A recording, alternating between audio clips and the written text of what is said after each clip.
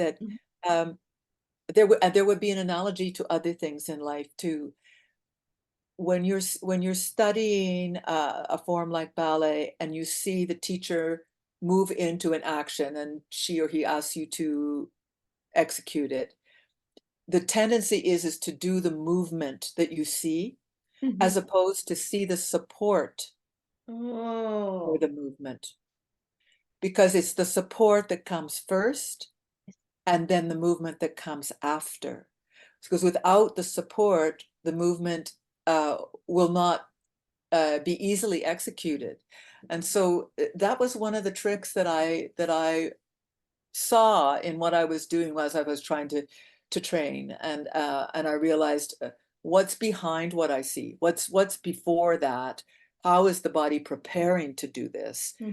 and yeah, so and So I that's scientific. That is a scientific way. is it You got a okay? mannequin and you're going to draw or you're going to execute. So you have to know um, really good awareness of, you Hmm. said, space, Yep, proprioception, of all that's of right. those skills. Yep, yeah, yeah, Wow. yeah. And you mentioned dance young age. What was it as a child that you saw? For me, Oh, it was a fitness thing, like, oh, they look so pretty. It was a pretty thing for Nisha. yeah. It was probably something like that. I think my mother took me to see Swan Lake when I was Um, probably, 5 or 6. And then the following year, I took, well, I was registered in a ballet class, but it turned out, the way these things turn out, it turned out that there wasn't enough room to allow me into that ballet class. So I was put in Highland dance instead. oh, And I quite enjoyed Highland dance. oh, At first, it felt like a come down, yeah. that's not good. And then we moved cities, and the disruption happened. I fell in love with horses, and dance disappeared for another 20 years. Wow. I'm Yeah, gonna just switch off my email because you can sure. hear Oh, the is it bothering you? Yeah. the ping ping is going on. Oh, yeah, I Okay, hate wait, that. I don't know. Let me see if I can do it. And I did it. I did it. All these buttons just confuse me. I'm not very techy. The fact that I can even schedule Davida on a 1 hour time zone ahead of California is like a miracle. Okay. No, I mean it. I just even look at the lighting in here. I mean, people say you need a condenser microphone. I said, what's that?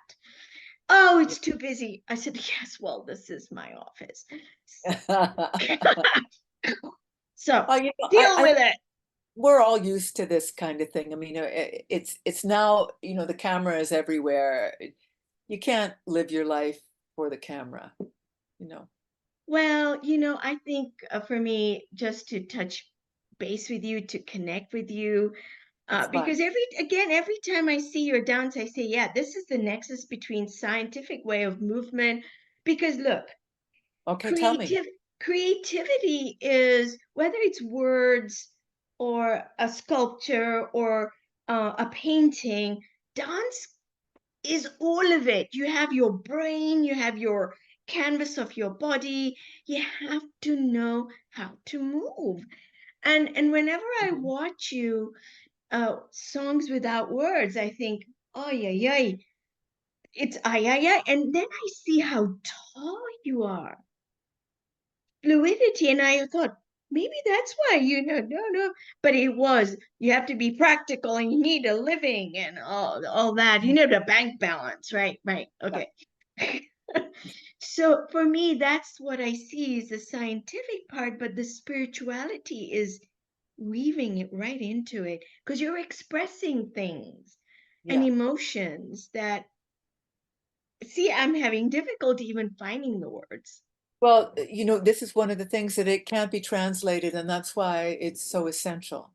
Mhm. Um, it's like a painting or a piece of music in that respect, in that uh, it exists in its own intrinsic form, Mhm. and you can describe it. You can describe its effect on you as best you can, but you can't make it into something else. because the things that dance can do, only dance can do. You're right. There's an Right. intrinsic value there. Same with Mhm. music, same with Yeah. painting. It lives within the form. And so to be stuck for words is not unusual. Um, Yeah. and sometimes I had this experience recently, uh, shared this with a poet when because we've both recently had an experience whereby we were stuck for words. We had an artistic encounter with a piece of music or a piece of poetry, and there's nothing that you can say. You're sort of left like that. And I think I know what happens. I think this is my theory. I think what happens is that we have engaged fairly deeply of ourselves. We sort of give of ourselves to this experience, to this encounter, and it enters us. It takes space inside us. It comes in, and if you really give yourself to it, you vacate. You go, Oh. and inside you is this thing that you are trying. That part of you is trying to integrate, but the old you is no longer there. Mhm. And the new you hasn't integrated. And so when somebody says to you, well, do you have any response to this poem? You can say, ah, give me an hour. let, Yeah, let, let, yeah. it, let it live with me for a moment, because most of your attention, inner and intellectual attention, is focused on integrating uh, the surprise, the shock, the strangeness of this thing that you've taken in. Mm. Mm. And there's Like an nothing left. actor, you do empty yourself You do. to embody something, some essence of it. And I Yeah. think that's one of the pleasures. When people they have to go to the symphony, or they have to go to the gallery, they have to listen to music, they have to see when people feel that connection, I think that's what it is. It's a kind of purging. Yes. Is a kind of letting go, a kind of cycling, letting stuff go and letting new things come in, and uh sort of lifting. Yeah, I think it's a purging. Hmm. And Yeah. you have so many books, and during our brief conversations, you've shared some of the Mm. remarkable writings. And Mary Oliver, I think you had her Yes. books. Oh, Yeah. How if you had a book, I know I've asked you this, how do you choose poetry or piece of writing to dance? How do you? well, I don't so much do that. What I do is I allow my curiosity to take me in actually I have a nice pile here of books that I can share with you that are just Yes. recently in. Oh my We can gosh. get to some of those titles if you like, but in terms of the process, this is probably scientific too. You'll see the science in it. Um, Something gets your curiosity going. So it's very innocent, open thing. Oh, the curiosity gets going. You reach for a book that has been recommended in that area. Reading the book, you make a connection to another author that's mentioned in there. And when you finish that book, you follow that connection to the next and to the next. It's like a daisy chain of Mhm. just continuous, and then it spreads out. Is it fractal? It's Yeah. fractal.